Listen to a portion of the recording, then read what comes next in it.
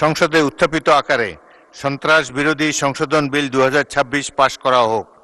যারা এই প্রস্তাবের পক্ষে আছেন তারা হ্যাঁ বলুন, যারা এই প্রস্তাবের বিপক্ষে আছেন তারা না বলুন।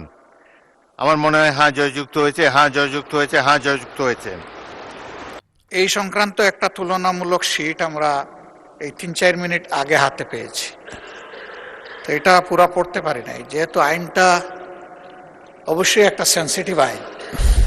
আমরা কি অনুরোধ করতে পারি যে এটা পাশের জন্য একটু সময় হাতে রেখে আমাদেরকে একটু সুযোগ দেওয়া হোক? আপত্তি জানাবার জন্য একটা নির্দিষ্ট সময় আছে, সেই সময় আপত্তি করলে এটা আমরা গ্রাহ্য করতে পারতাম। এখন বিলের এই স্টেজে আর আপত্তি করার সুযোগ নেই। দুঃখজনকভাবে শীটটা তো পেয়েছে এই মাত্র। এনিওয়ে, এটা হয়তো এটা এ সম্পর্কে পরে আমরা দেখব, কিন্তু এখন বিলের এই স্টেজে আপত্তি করার কোনো সুযোগ নাই। সংশোধনের সেকেন্ড রিডিং এর স্টেজে যদি আপনারা সংশোধনী দিতেন, আলোচনা থাকতো, এবং ফার্স্ট রিডিং এ উত্থাপনের পরে যদি আপনারা আপত্তি তুলতেন তাহলে আলোচনা থাকতো।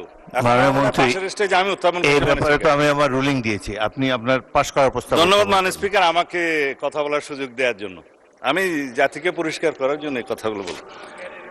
জাতি পরিষ্কার আছে, আমরাই ময়লা করি। ধন্যবাদ মাননীয় স্পিকার। সংসদের সামনে প্রশ্ন হচ্ছে, সংসদে উত্থাপিত আকারে সন্ত্রাস বিরোধী সংশোধন বিল 2026 পাশ করা হোক। যারা এই প্রস্তাবের পক্ষে আছেন তারা হ্যাঁ বলুন, যারা এই প্রস্তাবের বিপক্ষে আছেন তারা না বলুন। আমার মনে হয় হ্যাঁ জয়যুক্ত হয়েছে, হ্যাঁ জয়যুক্ত হয়েছে, হ্যাঁ জয়যুক্ত হয়েছে।